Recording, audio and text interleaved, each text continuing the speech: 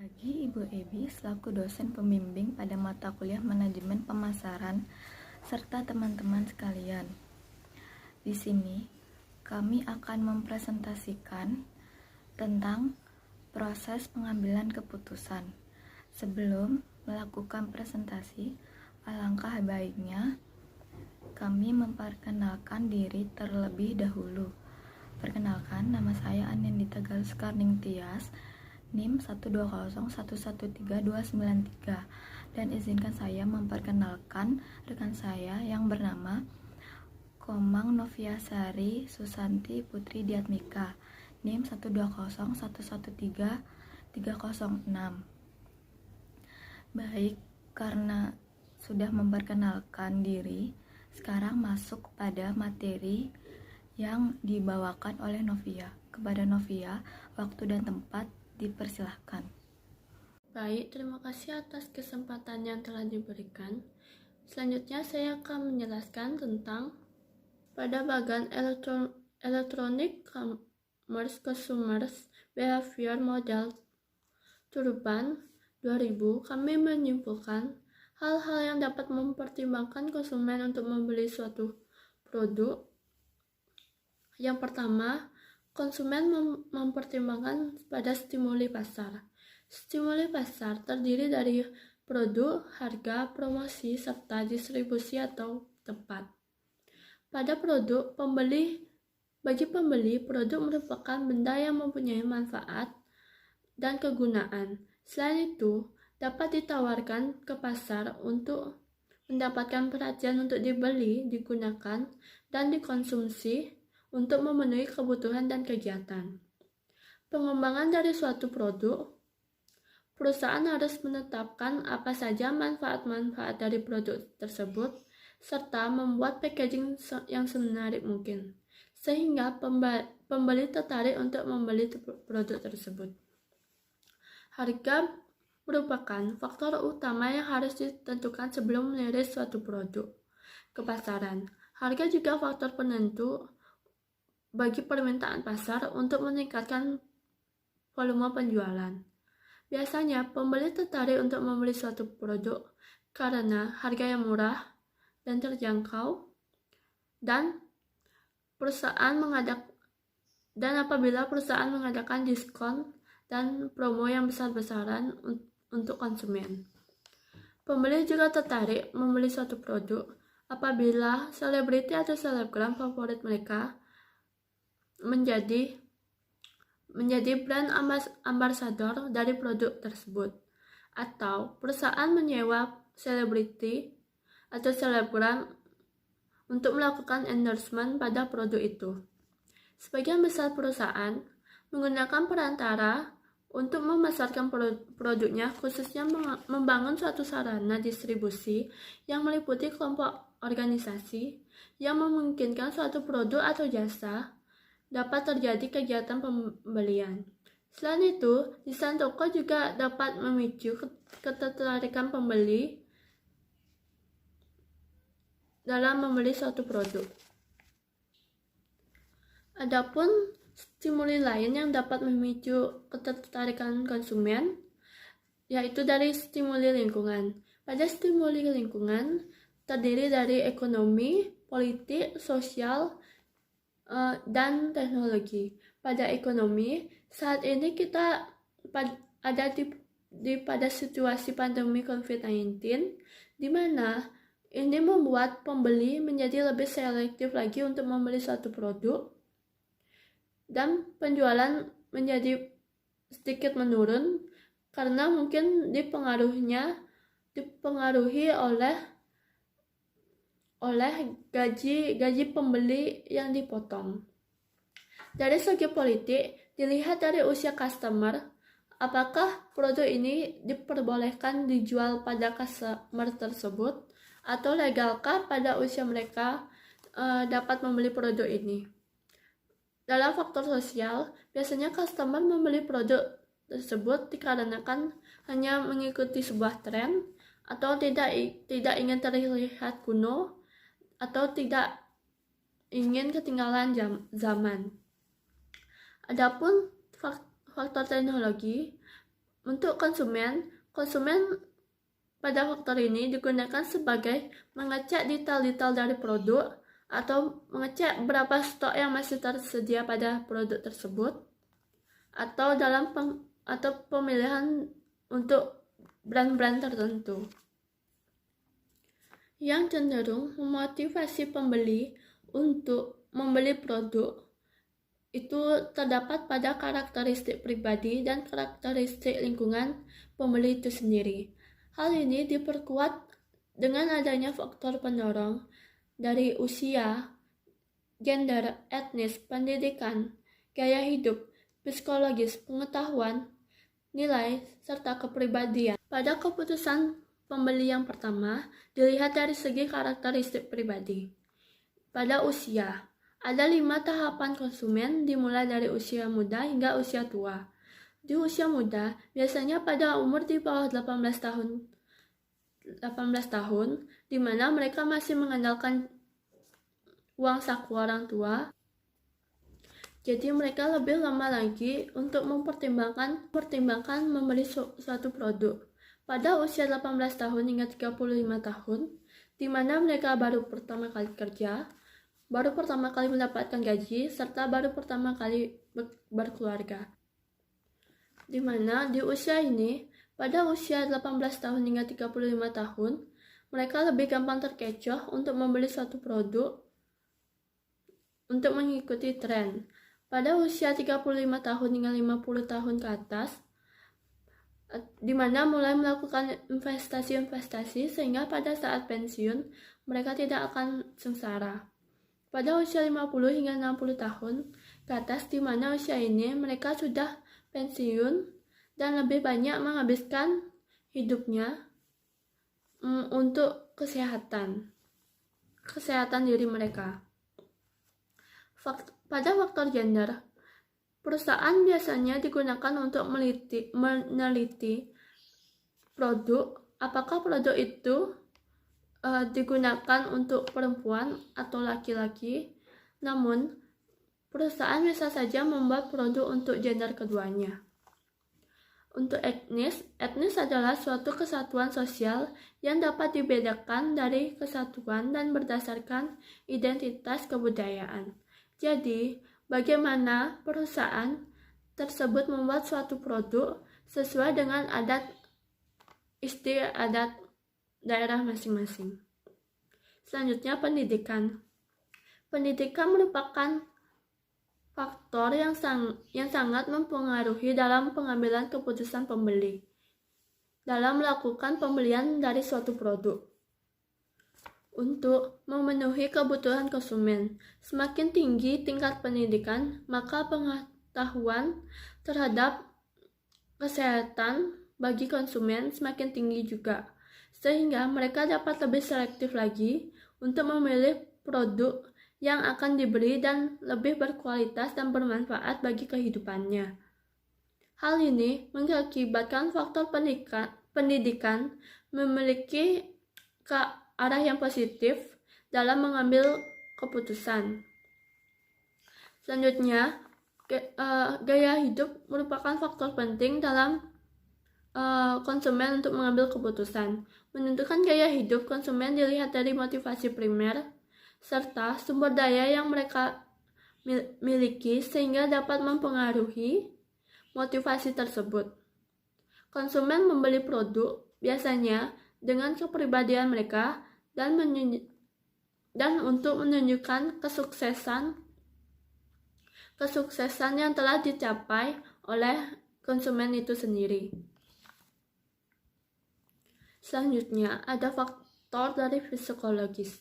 Pembelian produk dapat dipengaruhi oleh motivasi pembeli yang kuat. Selain itu, persepsi positif itu dapat memotivasi pembeli untuk melakukan pembelian dari suatu produk. Selanjutnya, ada kepribadian dari pembeli atau konsumen. Setiap orang memiliki kepribadian yang akan mempengaruhi pikiran konsumen. Kepribadian merupakan bentuk dari sikap yang ada pada diri individu. Kepribadian konsumen akan mempengaruhi persepsi dan pengambilan keputusan dalam membeli. Dalam hubungannya, berarti kita perlu menciptakan suasana yang diharapkan oleh konsumen, begitu pula menyediakan dan melayani konsumen dengan produk atau merek-merek terbaru yang sesuai dengan harapan konsumen, serta menjamin kualitasnya. Selanjutnya, pengetahuan dan nilai. Konsumen biasanya memeriksa terlebih dahulu nilai apa yang dimiliki produk tersebut. Dengan pengetahuan konsumen inilah dapat menentukan apakah produk tersebut bermanfaat untuk kehidupannya. Selanjutnya, ada karakteristik lingkungan. Hal lain juga diperkuat oleh karakteristik lingkungan yang terdiri dari faktor sosial, keluarga, serta komunitas atau masyarakat. Faktor-faktor sosial seperti kelompok acuan, keluarga dan komunitas, serta status. Kelompok acuan terdiri dari kelompok yang memiliki pengaruh langsung pada konsumen. Kelompok acuan ini mempengaruhi pemilihan produk serta merek yang aktual untuk konsumen. Kemudian, keluarga merupakan organisasi pemilihan konsumen yang paling penting dan berpengaruh paling langsung terhadap perilaku konsumen. Pemilihannya biasanya dilakukan, yang paling berpengaruh adalah pasangan dan anak-anak itu sendiri. Dalam masyarakat, yang paling berpengaruh adalah bagaimana tanggapan mereka, serta review-review dari produk yang didengar oleh konsumen dari mulut ke mulut. Terakhir, ada keputusan konsumen. Di bagian ini, konsumen akan mempertimbangkan lebih detail lagi, seperti barang apa yang akan dibeli, jadi atau tidaknya membeli produk tersebut, atau berapa butuhkah produk tersebut sehingga konsumen harus membelinya, atau seberapa manfaatkah produk tersebut untuk memenuhi kebutuhan kehidupannya. Jadi, di sini kita memutuskan memilih brand minuman Cetam. Minuman Cetam itu sendiri menjual minuman yang dapat diminati oleh kalangan muda hingga kalangan tua, khususnya kalangan remaja pada usia 18 tahun hingga 18 tahun ke bawah, diminati pada usia 18 tahun ke bawah dan 18 tahun hingga 35 tahun. Minuman ini dihidangkan berbagai macam topping. Yang paling disukai saat ini adalah topping pearl. Mirip dengan boba, topping pearl ini terbuat dari bola tapioka yang menjadi isian dari minuman bubble tea atau Thai tea dengan berbagai macam rasa. Selain itu, biasanya didistribusikan dengan tempat berupa konter-konter dengan warna ungu yang tidak terlalu mencolok atau tidak norak. Selain itu, harga minuman ini terjangkau, dimulai dari Rp17.000 sampai Rp25.000. Jika ada event, biasanya terdapat promosi buy one get one atau mendapatkan diskon. Para pembeli membeli minuman ini biasanya karena tren. Dari karakteristik pribadi pembeli, biasanya karena faktor gaya hidup pembeli itu sendiri, yang terutama pada kenyataan atau keinginan pembeli tersebut, seperti keinginan untuk mencicipi Cetam. Selain itu, ada dari karakteristik lingkungan, terutama pada faktor sosial. Faktor ini merupakan faktor yang paling memicu pembeli untuk membeli suatu produk. Dari review-review teman-temannya, kerabatnya, atau bahkan keluarganya sendiri, Itu faktor yang paling memicu untuk konsumen membeli minuman ini. Pembayaran pembelian minuman ini sangat mudah dilakukan. Jika Anda datang langsung ke tempatnya, Anda dapat membayar melalui debit card atau credit card, atau bisa juga dengan GoPay atau aplikasi berbayar lainnya. Jika tidak bisa datang langsung, Anda dapat membayar melalui aplikasi pesan antar. Berikut adalah foto-foto dari contoh-contoh yang telah saya paparkan sebelumnya.